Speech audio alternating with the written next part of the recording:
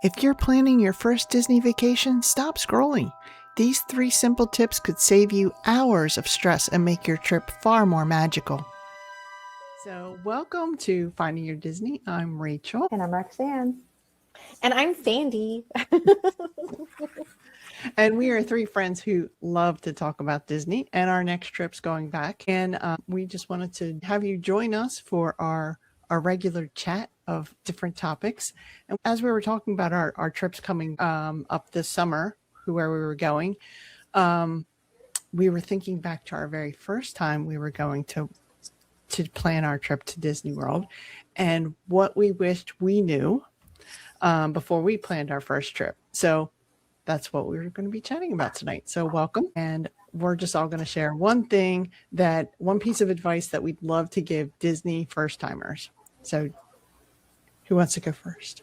Well, I can go first. So I have I'm going to cheat. I have 2, Okay. So number 1 is make sure that you are taking a rest day when you're going down, especially to Walt Disney World. You can kind of like fudge your way through a Disneyland trip because everything's kind of close together. Mm-hmm. But Walt Disney World, I am a huge proponent of the rest day. The other thing that I'm a huge proponent of is the midday break.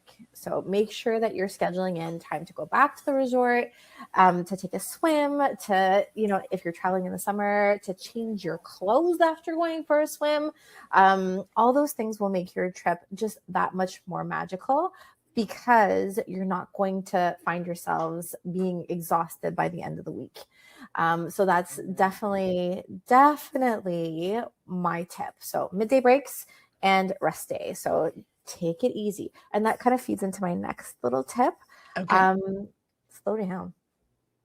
When you are rushing through a park and running from one attraction to the next, and like you've got yourself down minuted for an itinerary, you will miss out on so much magic. It is incredible how much you will miss out on. Just like little encounters with, the cast members themselves, or with different characters that are kind of like popping out to go to their next repositioning spot.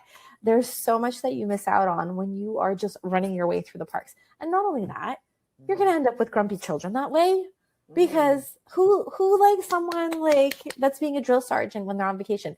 No one. Uh-oh, don't go with me.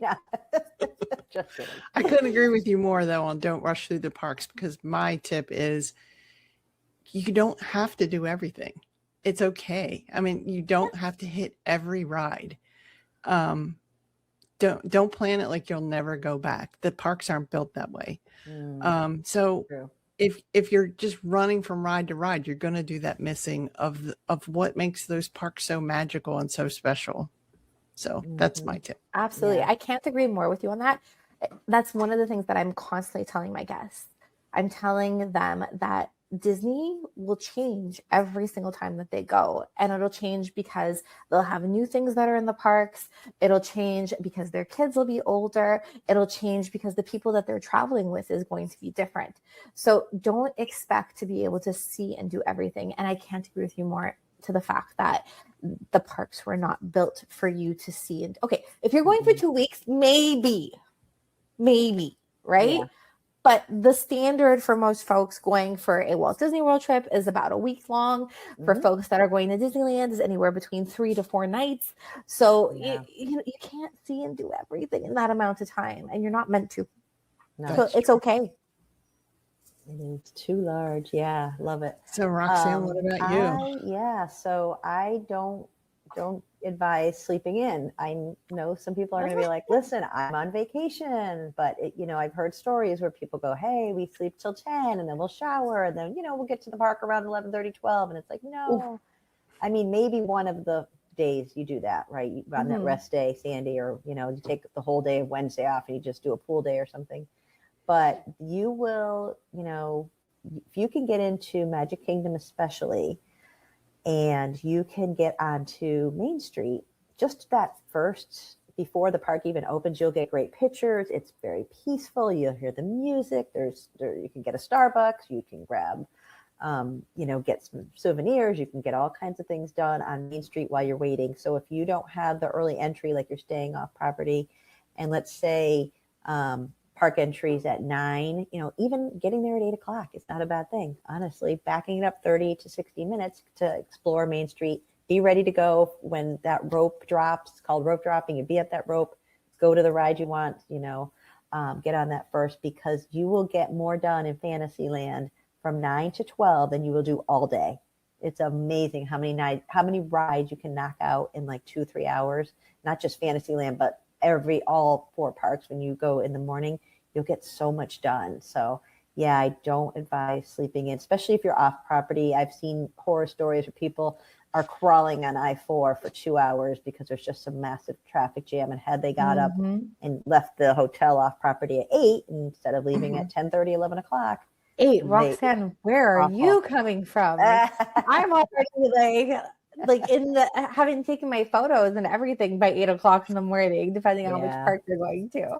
Yeah, and if you're staying, if you get the extra half hour in the morning when you're staying on property, back it up, because when you get there, if it's an 8:30 opening, get there maybe 7:45. It's not a bad idea, because line up there, and when you'll be at the front of that line too, and you can walk on to some of the really big rides. Yeah, it's not really uncommon for our family, especially when we're traveling down there. Like, let's say we're going to Hollywood Studios and we'll just go to the Star Wars Galaxy's Edge area.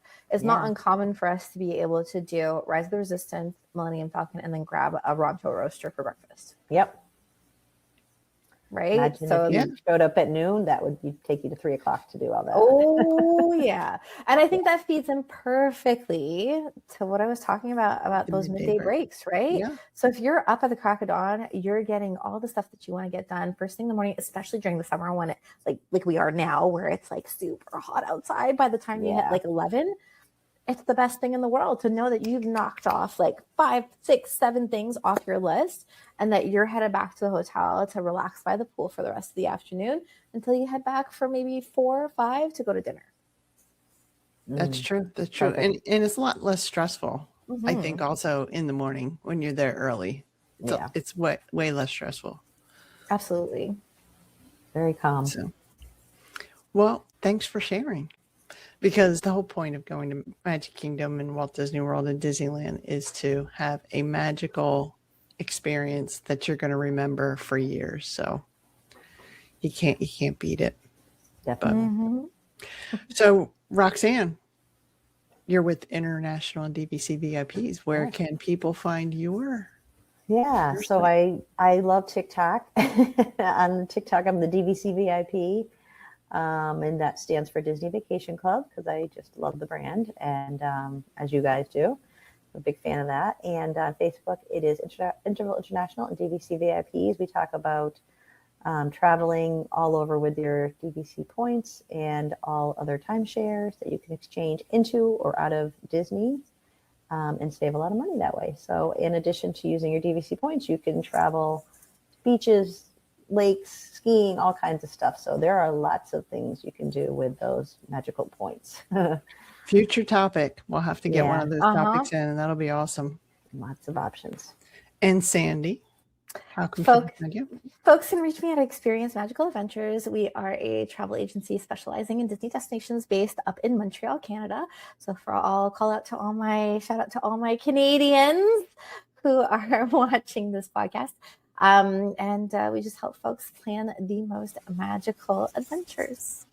And it's all Disney types of adventures. Oh yeah, we do Walt Disney World, Walt Disney World, Disneyland, Disney Cruise Line, Adventures by Disney, which is a travel product for helping families travel the world, and immersing themselves into rich Disney storytelling and the cultures of the places that they're visiting.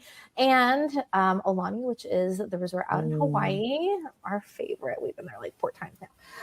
And then last but not least, the new kid on the block is National Geographic Expeditions. So most people don't realize that Disney actually owns that as part of their travel company, and that you can travel to amazing places like Antarctica and the Galapagos with them. Wow. Amazing. That's awesome. Bucket list. Pretty cool. Oh, Disneyland Paris as well. Been there. It is fabulous. Yeah. So thank you for joining us for our tips to Disney first timers, planning to make it a little less stressful, and look at all the other things that Disney has to offer as far as experiences. So until next time, keep finding your Disney. Good night.